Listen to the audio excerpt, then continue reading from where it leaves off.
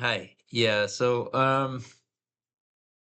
the first couple of days of Hlinka Gretzky Cup action were covered in written form, but to diversify the media utilized for this particular project in a way that I have yet to have an opportunity to do, we are bringing back North American Dev Deep Dive after a bit of a hiatus again, albeit a much shorter one than the last one at least, or the one before that. Um, so while I'm just gonna summarize all the preliminary stage action to this point. Um, and while I'm at it, I will open another tab. Even though I wrote articles about the first 2 days, you might as well catch up on everything in case people forgot. Uh, or might have missed anything, didn't read those articles or whatever. Um, yeah, no complaints from the North American teams, that's for sure.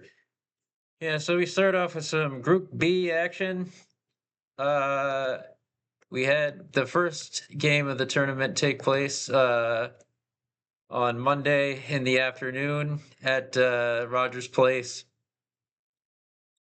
Uh, you know, Really impressive offensive performance by Team USA here as they scored 6 goals with only one coming on the power play as they only had one opportunity as they really were not very well disciplined in this game, presenting the Czechs with a lot of chances to get on the board. Their structure, fortunately for the US, was not there. However, despite the ample chances, at least until, you know, the third period, they started to threaten a bit more.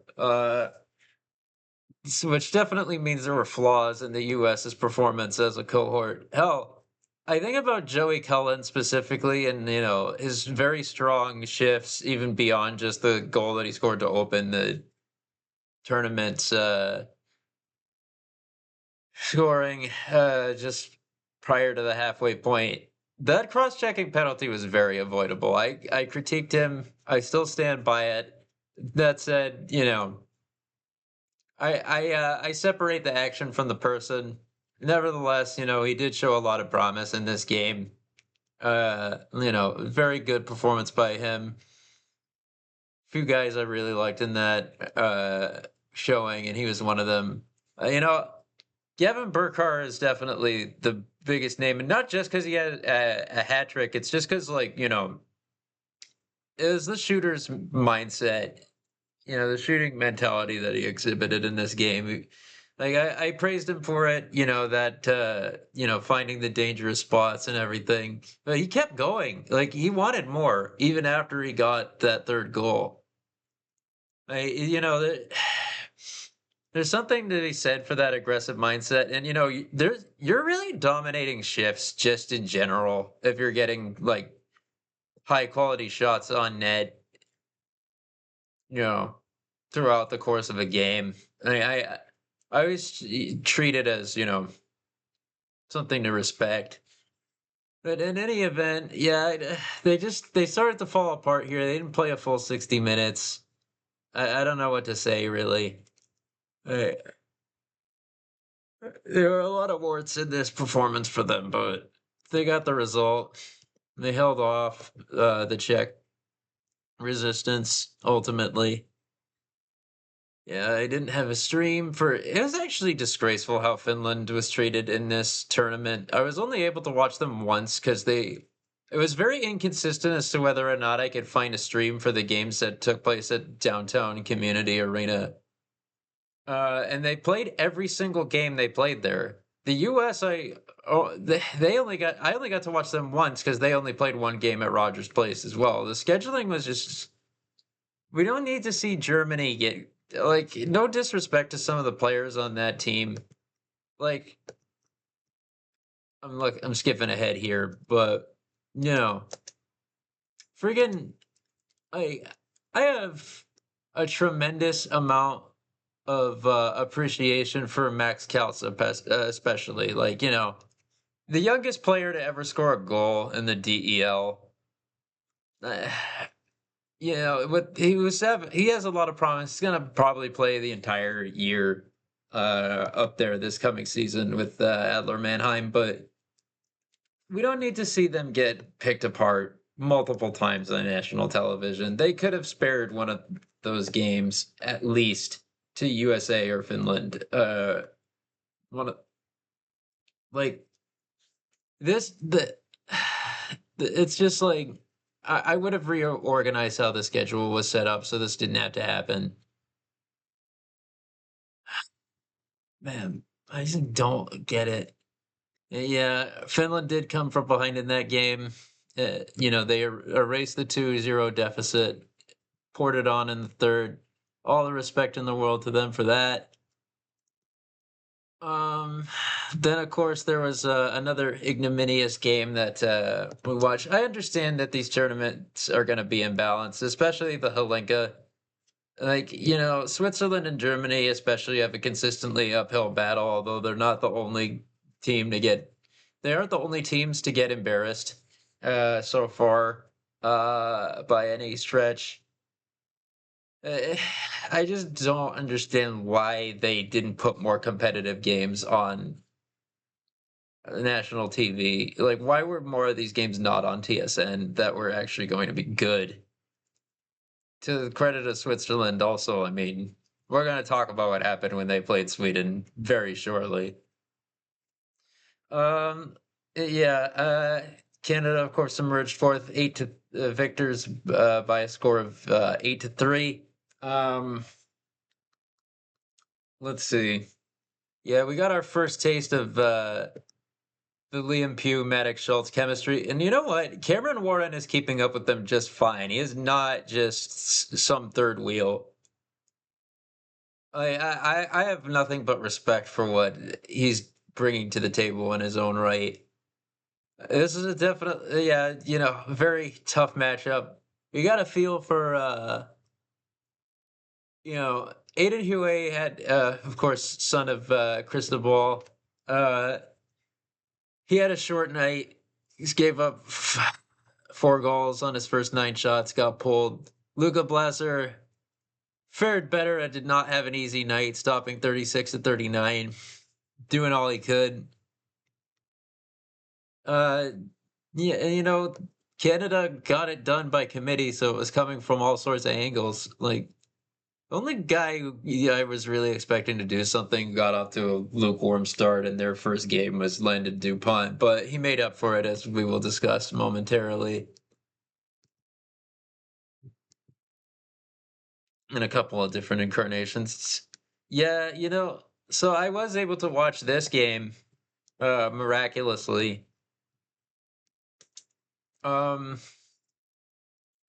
yeah, like so many penalties assessed, 9 minors total. Really slowed the game down. And Slovakia were going to prevail because of that. And to be fair, this was part of them. This did ultimately have them, having a spoiler effect on their Group A. Um, I lost my train of thought. I'm sorry. It's been a long day. Oliver Bodka's game time goal did entail that Sweden can only get 2 points off of a win, which they did ultimately get, which impacted the overall outlook and is part of the reason why they're not playing for as much as they'd like now. I'll just say that. I will not spoil any more details. Yeah, it was a total. His performance by Nico Zackhoffel was very antithetical to one he would have subsequently. Get into that momentarily. Uh, yeah, Sweden got the win in, what was a very, very trying game for both teams, really. But How about Czechia in this game against Germany, huh?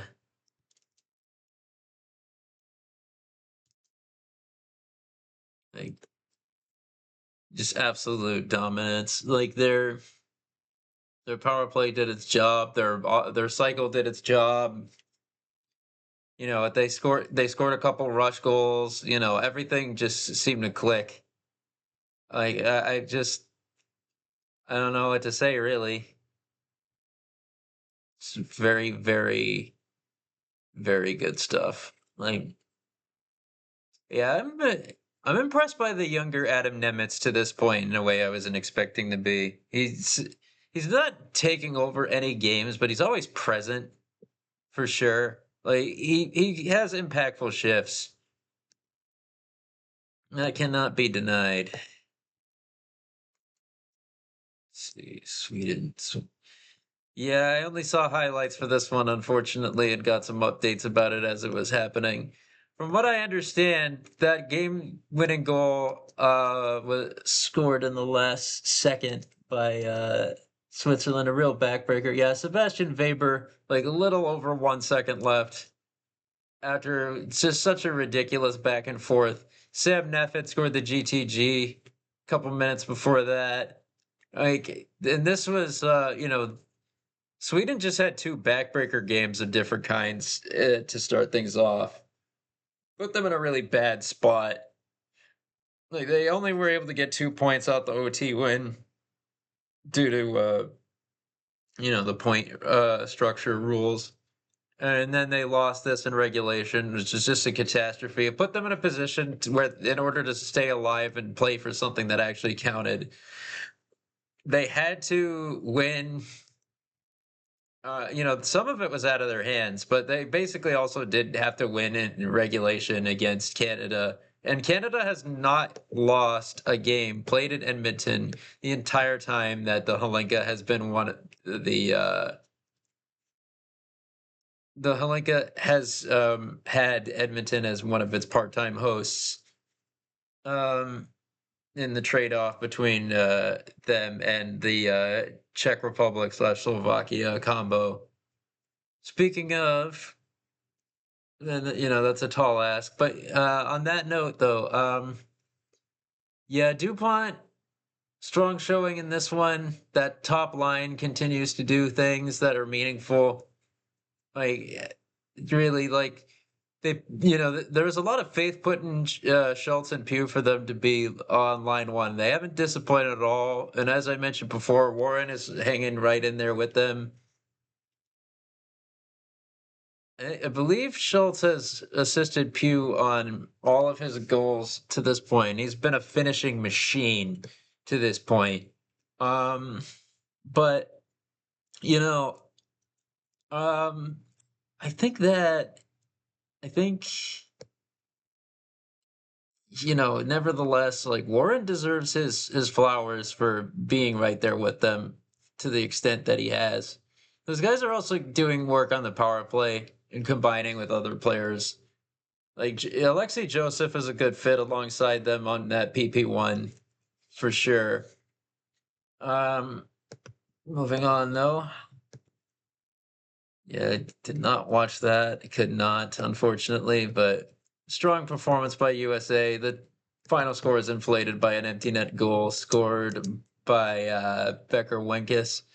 But yeah, rough penalty for Carlotti to take. Still a believer in him though, nevertheless. And as I try not to, critique these players in a way that's out of line, but yeah, another goal by Cullen in that matchup. Yeah, decent job getting it done by committee here. It was a close game, I suppose. Man, I'm the two teams that got hosed the most when it came to scheduling playing each other in the downtown community center in the nightcap, no less. Like, and final game of day of prelim action, of course. My true love gave to me Slovakian win over the Swiss. You know, yeah, this was the Thomas Selleck show. He there is some empty netter inflation here because there were two to end this game, uh, on which he scored both, but still 4 goals and 2 assists. You know, on in a 6-1 win is just ridiculous. Like I don't think I've seen a more, even with the inflation there, like I have not seen a more dominant performance by an individual in one of these junior tournaments the entire time I've been Black Stitch Hockey core contributor and the site's editor in chief and creative director, as well as our prospect specialist. It's just I've never seen anything like that. I, Velek had a solid night as well, and Lazovsky. It takes a village for sure. It's not like he scored like 6 unassisted goals, but for God's sake, when he contributes to every goal, like you just got to tip your cap to him. Noteworthy also that all 8 goals in this game were not power play goals. Selic did have a shorty, which was also a GTG, and that was a tough situation. That Lucas Congrady closing hand on puck penalty was rough because he caught it in midair and tossed it. Like this isn't basketball. I didn't even fault Gord Miller and Craig Button for being fairly incendiary about that because like I don't know. I don't know what the thought process is there, even when adjusting for age, but he knows better now, at least, I'm sure.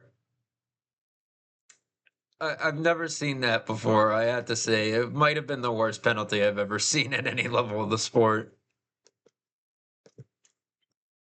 Finland versus Czechia, 5-4 win for the Finns. Uh, you know, I watched this. I watched this game. I was able to get a stream for it, and the I had this feeling like when I think, around the time, especially when Finland first built that 5-2 lead, or, just established it, no need for the word first there. They threw out a good chunk of when they were playing ahead, which was the case from the moment they took their 2-1 lead. They never fell behind or were tied again, even though the Czechs did come damn close to making that happen. It felt like a PDO bender until like the Czech surge started to occur. I was like, man, this is getting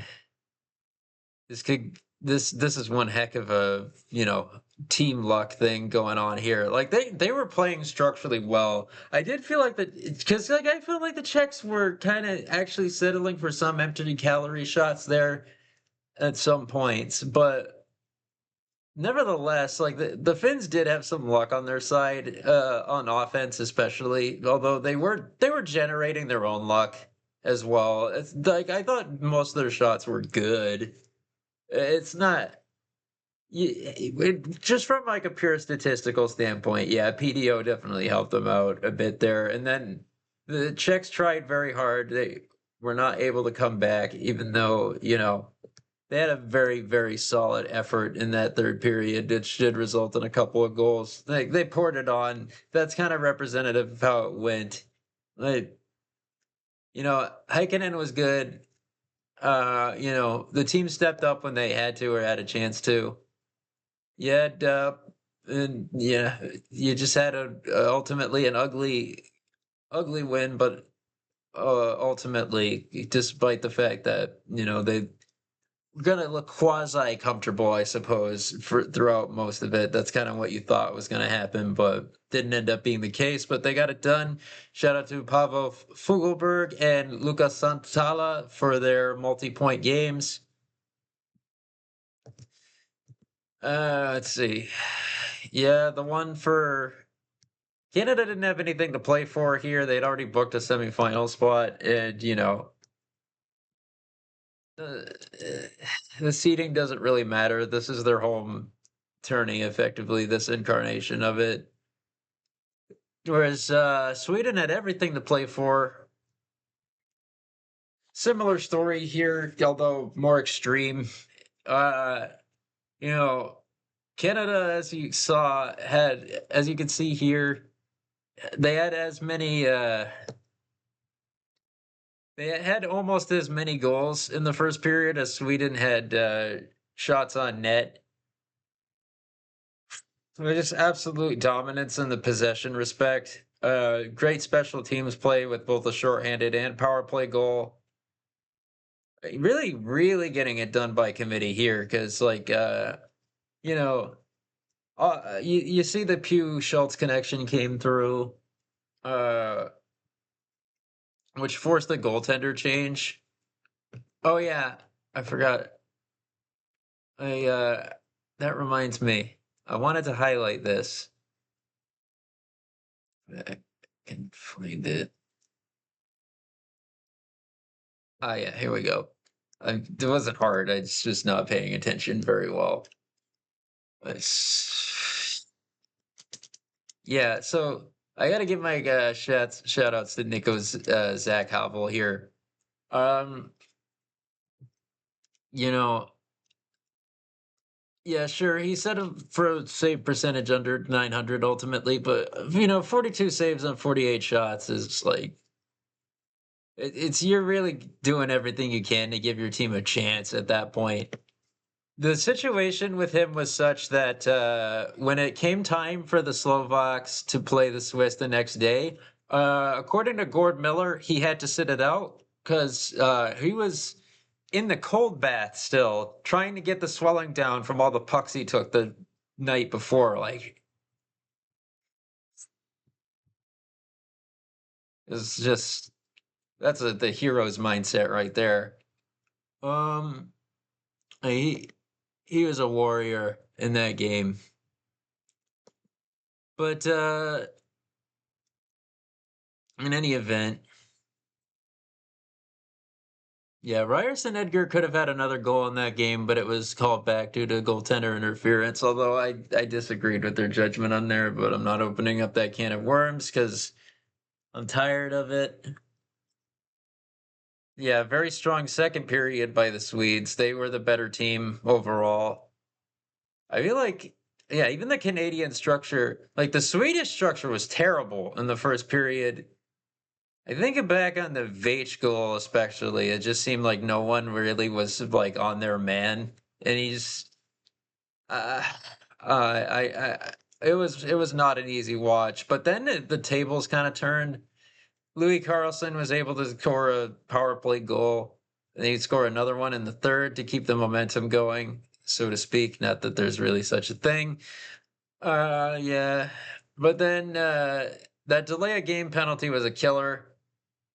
They really ended up paying the price for it because Joseph did score on that. I think, yeah, that was his first goal of the tournament. He got the deflection. I thought Schultz might have gotten it clean, but Joseph got the timing right. It's not an easy thing to do. Like, tip-ins are actually an art form. They don't get enough love. Like, it, there is some handwork on a lot of those that not everybody, and like the reaction time and everything. Not everybody has those attributes. So effectively, they got Sweden sort of generated like a 5-on-4 situation by pulling the tendy, but then they did end up going on the power play for real. Nystrom's goal, of course, ended it. There's only a minute and change left to play at that point. And then, but Schultz puts it away with the empty netter, which that was his first goal of the tournament. Few getting him the assist. That the mindset really was like they wanted to see him get the puck in the net. He had good scoring chances throughout the prelims, effectively, including in that game. Like there was one that was kick stopped that I thought could have gone in. It just was not. It unfortunately is just a good save there. Um, yeah, that was in the first period, I think. Yeah. And then of course there was the nightcap game. Really, we know those 5 o'clock games are the primetime ones. Really, when you come down when you get down to it. Yeah, just a dominant performance by the USA. I didn't get to see this, but it looks like the numbers speak for itself. Emil Sender did notably have the first goal of the match, but it was all USA after that. No, yeah, there was no dominant performing goal scorer here. Yeah, there's it was 8 goals by 8 different goal scorers. Yeah, unless yeah, no, that you did have Jerry Deconsulo. Sorry, um, I know his name. I just I'm thinking like kind of a syllable ahead sometimes. Uh, yeah, he did have a goal and 2 assists. Ryland Rooney, 1 goal, 1 assist. Colin Grob, 1 goal, 1 assist. But yeah, this is 100% a team effort here. From the looks of it, very much wish I could have seen this just for entertainment value. I guess I apologize to the Germans. They deserved a little better than this, but alas, uh, I believe the setup is that they will be playing in the seventh place playoff against Sweden, which does not bode well for them because they are not favored in that game.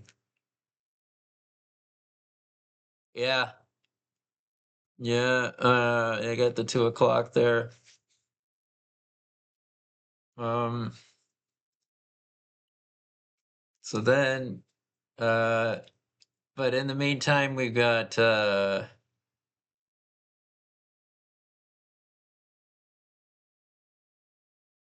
Slovakia and the U.S. facing off in the first semifinal game tomorrow at noon. It'll be 2 o'clock Eastern time. At 5/7, it'll be Finland versus the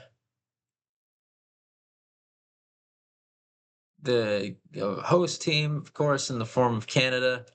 Um at Also at Rogers Place. The fifth place playoff is the one that will be relegated to the downtown community center, which makes sense. That'll be between Switzerland and Czechia. Um, yeah, the Swedes have to be very, very disappointed in the outcome of this tournament. I don't imagine the Czechs are thrilled either, but yeah, Switzerland just played spoiler. I don't expect that they'll win the fifth place playoff. Like I don't think Lightning will. I don't think they'll catch Lightning in a bottle a second time. But we'll see. Yeah, in the meantime, I'd be very surprised if the Finns beat Canada, but considering the established track record there, and I do think Canada just has such ridiculous roster depth that it's very hard to imagine that they don't run away with it. Um, eh,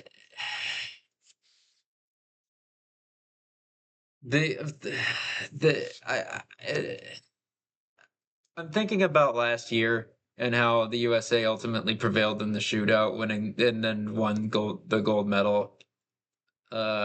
Subsequently, uh, just using the power of friendship. And yet another highlight in the summer of Gaudreau. Like it means something when this team wins a gold in this tournament. They don't send their best players in this age bracket because they don't have access. They don't send all of them anyways. I'm not one of those people who thinks that the USNTDP is the very, very necessarily the very, very top of the talent bracket uh for that age class. There are some who I've seen say that, like, they just skim that level of talent off the top. That is not true. I hate to tell you this, but there are a lot of politics that go into that process. There's a lot of nepotism. It's kind of it's prevalent throughout the sport, but it's very very prominent there. Um, but yeah, I just like nevertheless like the lack of USNTDP kids does entail that my the core USNTDP roster does entail they have to sacrifice a lot. It's much like the World Championships.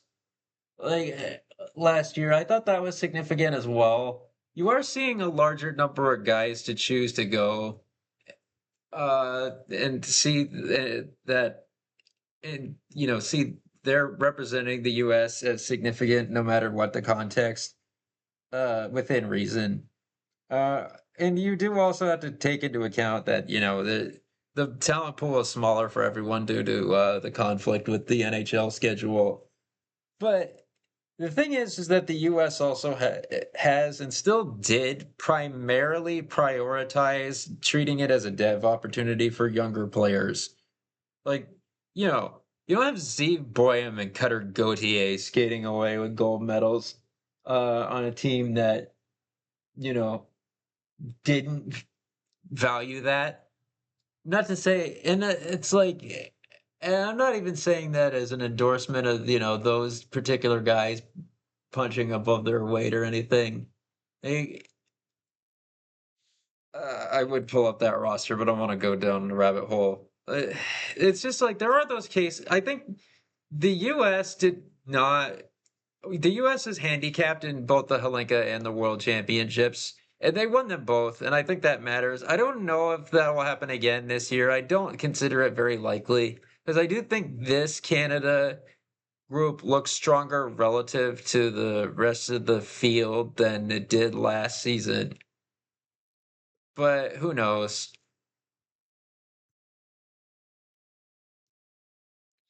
Yeah, it's a short one. I just, I don't know. I guess I felt better dropping this at this time of night, yet again. Um, and just going through this medium, as well as just there were some problems that I had that I'd rather not get into, promoting the articles on Instagram, which as a platform is really, really starting to fucking irritate me. Um, I intend upon writing at least one more article before this is up. That might not end up happening. We'll see what happens. In any event, I will most likely have to push back whatever I do next until Sunday. Because I have an obligation on Saturday night. I will continue watching the game through that because I will be you know working in a sense, I guess. It's kind of a favor to someone. It's like gig work, I guess you could say. But it's not something where I'll be so busy throughout that I can't watch on my phone at the gold medal game on my phone at least. So yeah, but nevertheless, like I'll be preoccupied enough to where like I probably won't want to produce anything that that night. And there's no sense in like just writing about the semifinals tomorrow, in my opinion. Um, but we'll take a look and see what happens. I'll probably play it by ear, but yeah, there'll be more content produced. All right, well, this was a shortish one. I feel like this isn't even the shortest episode I've done, but yeah, it's something. It's nice to get the AV component going again. Well, I will talk to you again this weekend, folks. Let's see how this all closes out. Maybe it'll be the same as the first one I did. Maybe it'll be like last year, which of course we were only able to really discuss on the pod. Uh, um, I you just never know for sure. Just ask the Swiss after what they did in that miracle win. But yeah, take care, everybody. Have a great night, great day, whatever, whenever you check this out. Peace.